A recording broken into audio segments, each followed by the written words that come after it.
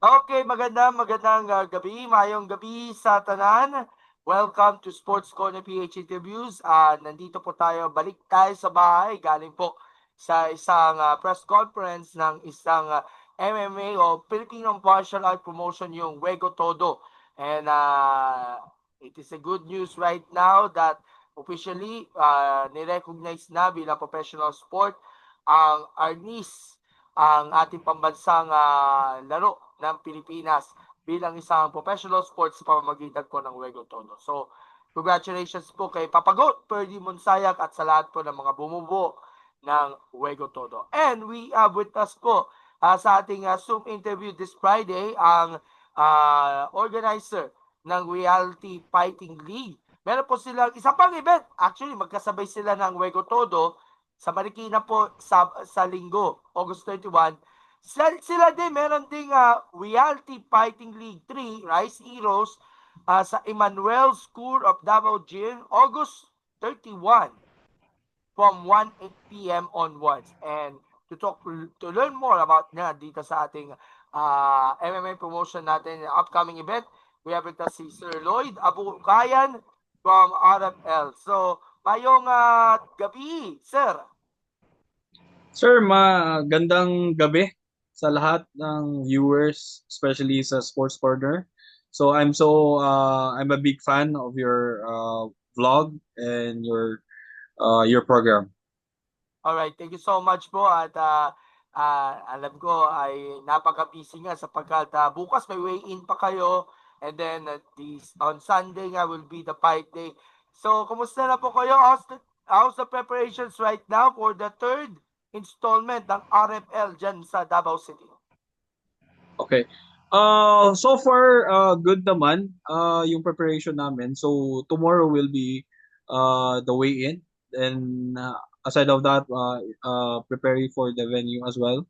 And yeah, the our main event right now is si Bam Bam Tao No Jam from India pa sa Malipur, and versus Japet Riquinto from Rush MMA Tagum. Okay. So, magkasabay din ito ng iba pang mga MMA leagues. Ito nga, nabanggit natin, Wego Yes. Todo, South Pacific Championship, One Fitness MMA Academy Southside Cage War, at saka Dogfight 831. So, Yes. it will be an action-packed MMA weekend nga installed. Yan yan sabi nga dun sa isang post na ng local MMA. Kamusta dyan, Sir Michael ng local MMA? Okay, so we'll give some attention nga pala doon sa inyong liga. Ano pala itong RFL? Since this is the third time na magkakaroon ng event at maraming mga viewers, especially nga sa Mindanao and even as far as Visayas at Luzon are not aware nga na of course meron tayong Mindanao based na MMA promotion. Could you give us a brief background about dito sa ating RFL po? Okay. So RFL is amateur platform. We create this for to have a platform and league, especially dito sa Mindanao, because dito kasi sa Mindanao it's so maliit lang yung nagpo-promote ng MMA, Muay Thai and kickboxing or any martial art event.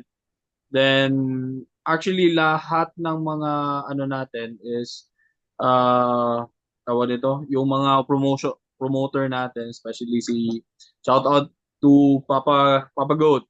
Papa Goat is my close friend. Ano kami yan, sobrang kaibigan ko yan. So, it turns out si Papa Goat kasi malaki na yung league niya. So, we are starting. So, reality fighting league start 2019. Then apparently nag-stop siya. Then we continue right now sa 2025 to continue our passion. Especially, I'm a former professional MMA fighter as well, and Greco-Roman national athlete, former, and judoka. So I practice judo since my younger age. So yeah, malapit sa akin yung martial art, especially martial art community, to give back ba, kumbaga. So, my mission right now and the RFL as well, yun yung mission namin to have the platform kasi marami kasing promotion sa Manila, especially sa NCR, marami dyan sila Papagot and all. But hindi kasi mabibigyan ng mga opportunity, especially dito sa Mindanao. And thank you din si Philippine Combat Championship, si Joe Joe Vincent. Vincent So, yeah.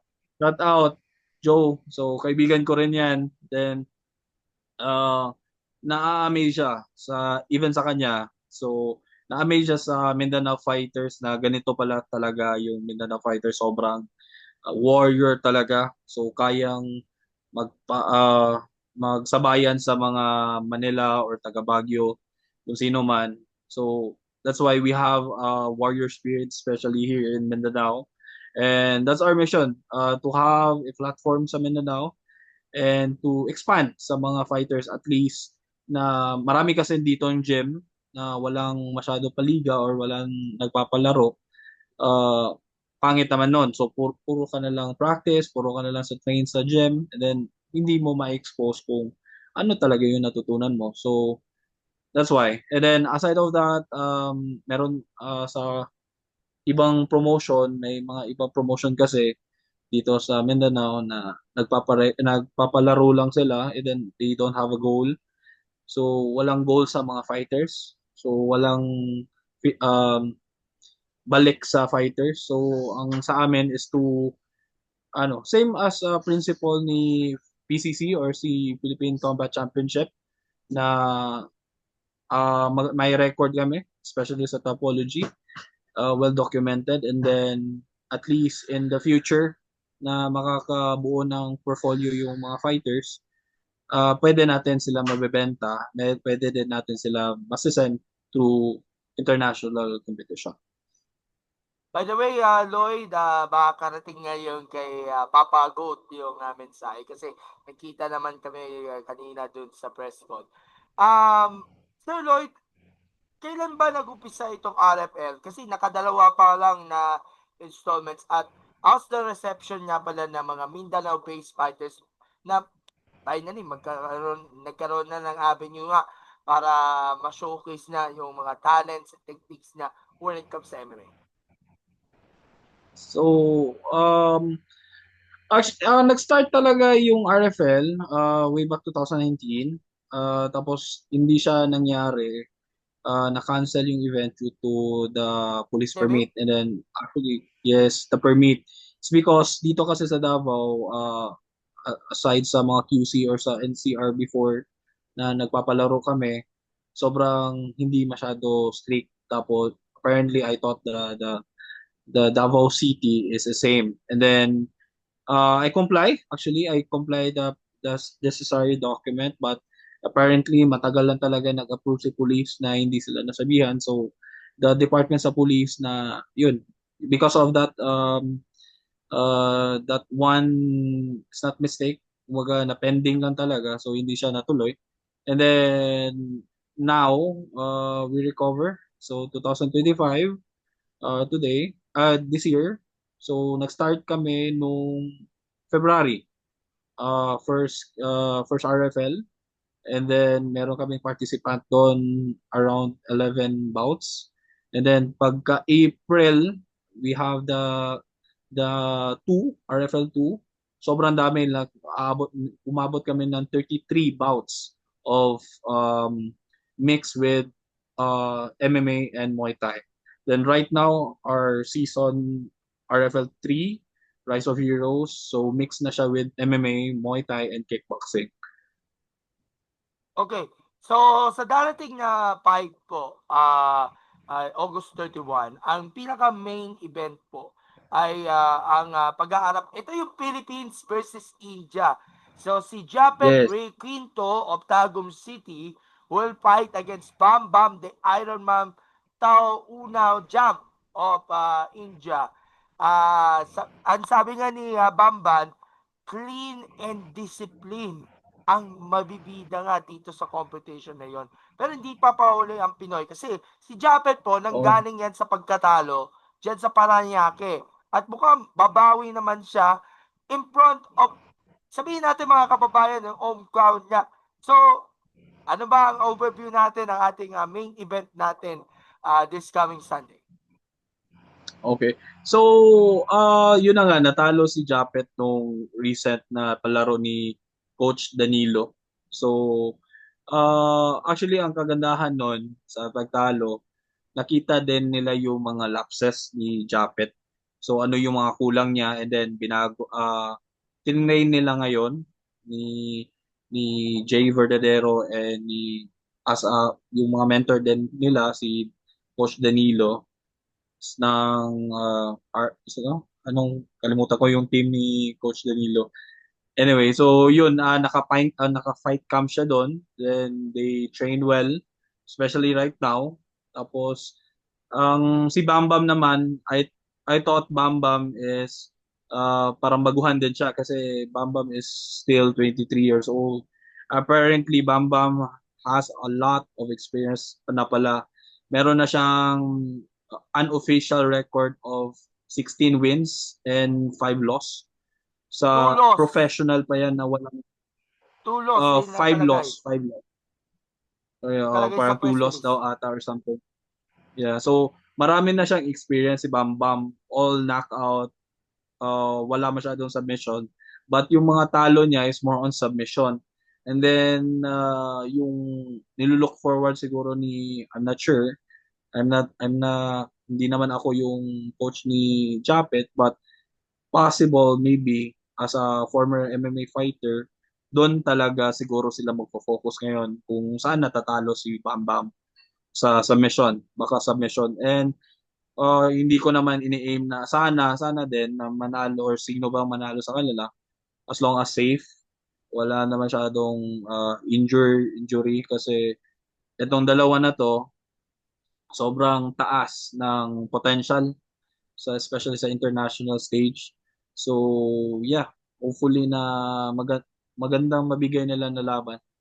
So, yeah, yun. Okay. Ang betay pala ni Bam Bam is yung experience niya kasi 7 years na Yeah. siya sa pagiging MMA fighter. Meron siyang 16-2 record. Tapos si Ria Quinto, despite yung home court advantage, para sabihin natin underdog siya with 5-2 Yes. win-loss record. Nung nagkatapatan, kasi nag-guest kayo doon sa ating DSA forum, sa mga kaibigan natin, si Paul Palo, si John De Velos, and the rest of our DSA friends natin, ano ba yung nasa utak nila o nasa isip nila na magkaarapan sila during yung sa para press conference nga kahapon? So, yung nangyari doon sa press conference sa SM Recolan yung nangyari. So, the forum of DSA, and we are so glad now they always supporting us sa RFL since day one, since RFL 1.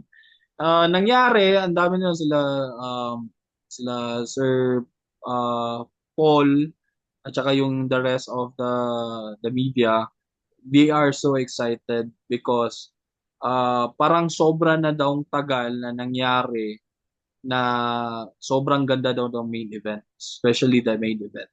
Kasi yung main event kasi came from India pa. So, hindi siya Philippine-based.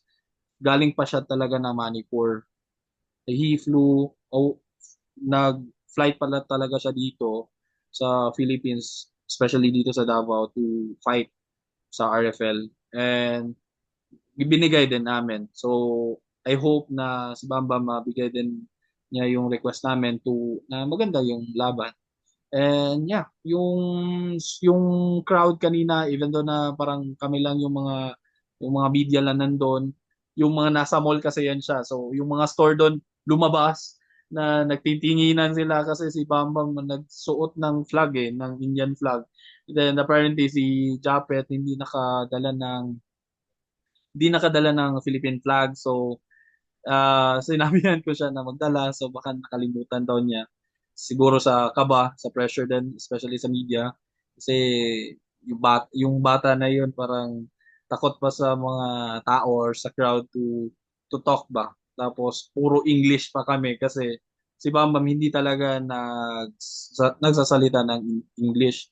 Indian language talaga siya. And then yung may kasama siyang manager Language niya barrier, ika and nga eh. also Language barrier, yeah. ika nga. Kasi mahirap So talaga na puro ka English tapos yung si Bambam pure Indian.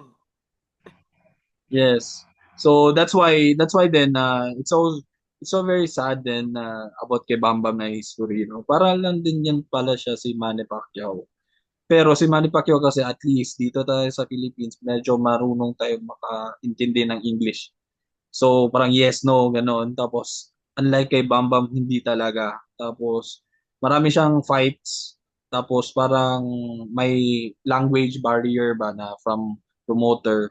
So parang may mga sabi daw ng manager niya is nagaluto ng laro binigay kay Bambam na even though na underdog masyado siya or matatalo siya, ganon. So, that's why right now, nasa good path na siya, sa good camp and good manager na gusto nila i-fix yung record niya. Kasi Bam Bam wants to fight in UFC or ONE FC or Brave soon. Yun yung gusto talaga niya. Yun yung dream niya. And right now, sobrang grateful din ako na lumapit si Bam Bam kasi sobrang laki pala ni Bam Bam sa India, especially sa Manipur. Sobrang ano siya, para siyang hindi naman siya para siyang maliit, parang half ng Daniel Padilla dito sa Pilipinas. So sikat pala siya talaga doon. May mga ano siya, may mga promotion siya doon, may mga nagmo-model siya sa mga whey protein, sa mga sponsors. Malaki yung mga ano niya. And yun na nga, we are so grateful na pinili niya yung RFL league to fight. And aside of that, maybe yung kausap ko na manager niya baka soon, by this December, baka makapadala din siya ng another Indian and Kazakhstan na mga fighters. Kasi marami din hinahandle yung manager kasi niya. Then he wants to ano din kanang dito daw sa ano mag-partnership daw din doon sa India. And yun. Ngayon, aside sa iyo as my media partners, we Sports Corner, napunta din si RFL dun sa India. So yung locker room, so malaki din talaga din na vlog si locker room doon, especially promoting Indian fighters. So yeah. Okay. So apart from the main event which is happening sa bandang dulo na, we have Mm, 18 explosive na matches dyan sa undercard.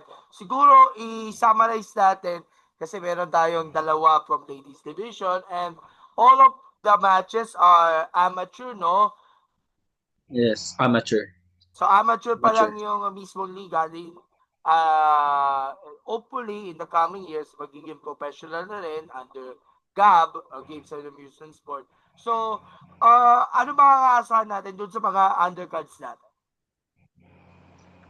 Other sa undercards natin, most of actually si South ano kasi it's a ano lang share ko na lang.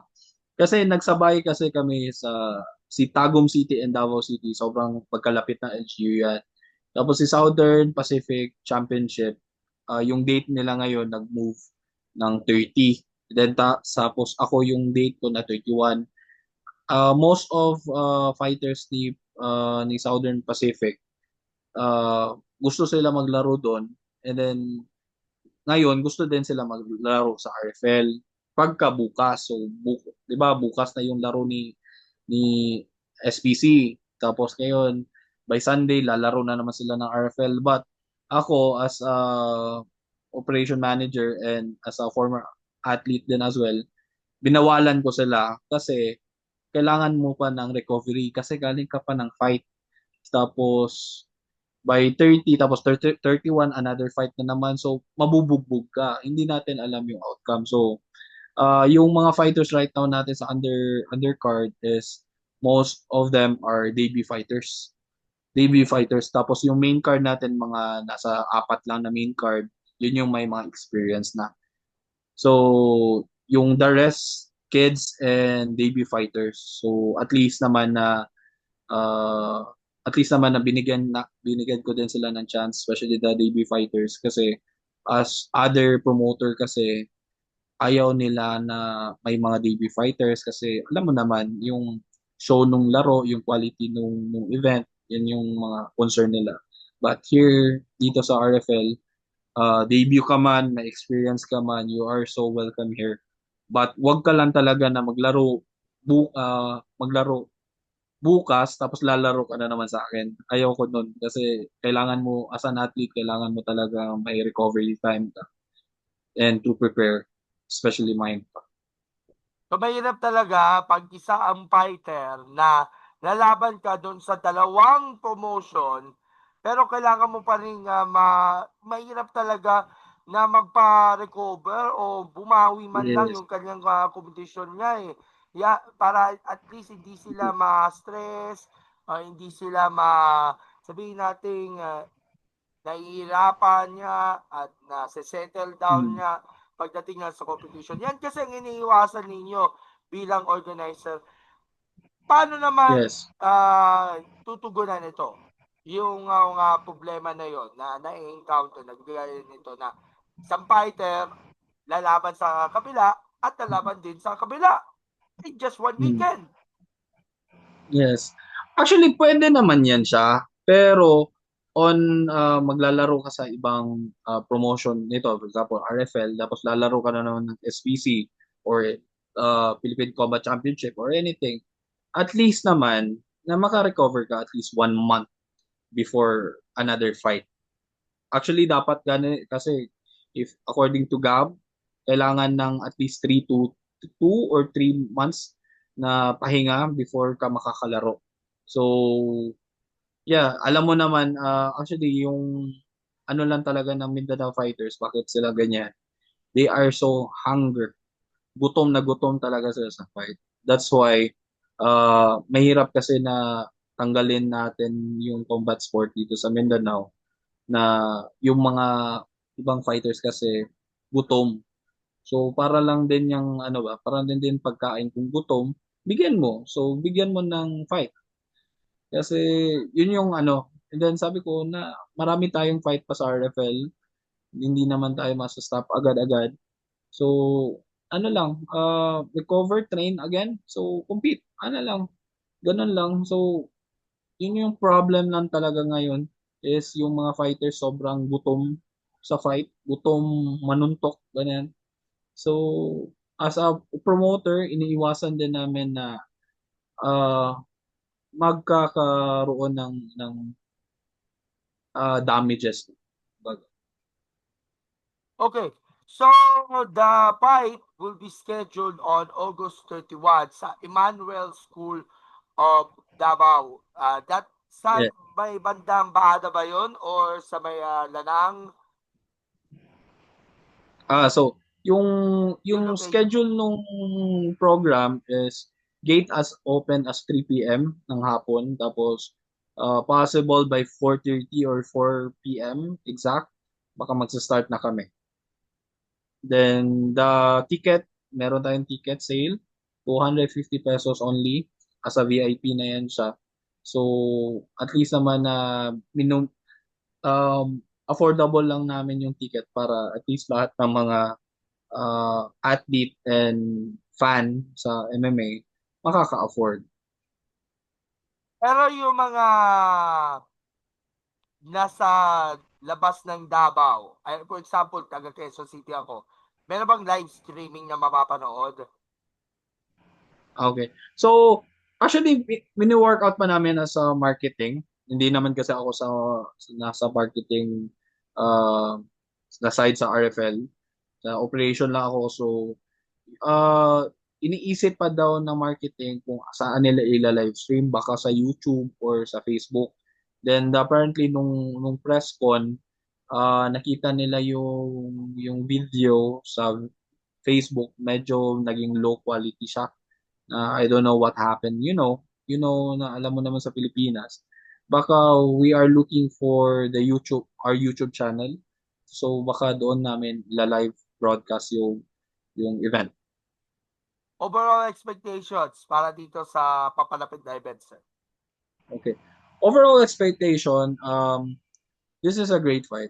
This is a great event in this Sunday kasi mayroon tayong makikita mo yung what is Indian fighter is kasi sobrang doon dyan kasi sa Manila maraming nag-i-Indian na pumapasok ng mga fighters yan but here in Davao sobrang wala. So this is a great opportunity, especially yung mga MMA enthusiasts or nag-jiu-jitsu or any martial art na you train. This is your big chance to witness what is Indian fighter and yung si Japet Rakento as a representative natin sa Philippines.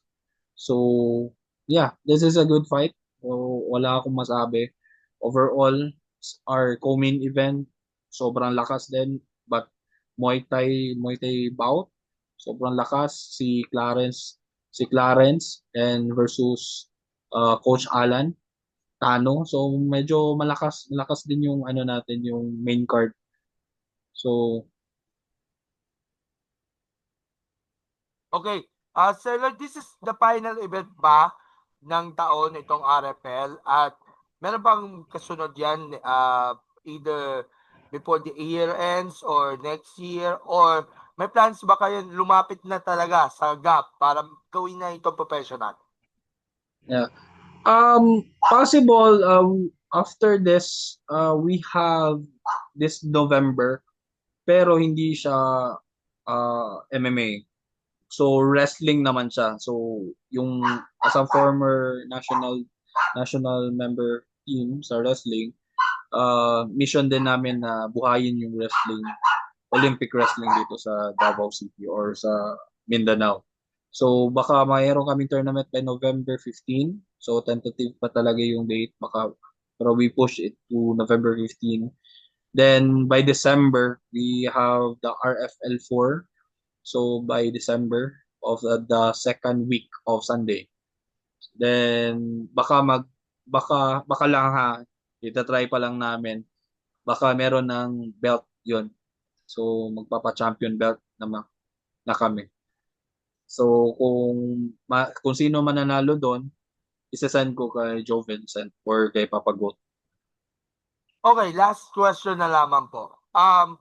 With the growing presence niya ng mixed martial arts dyan sa Mindanao, paano nito masusustain panlalo upang mas lalo nating paalagaan panlalo ang mixed martial arts dun sa inyong lugar and to maximize yung growth ng ating mga homegrown Pinoy fighters doon?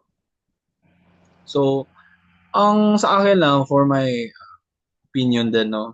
So sa akin lang is if may mga dreams na may mga tao nakikinig ngayon then nasa Davao or nasa Mindanao kung saan ka man.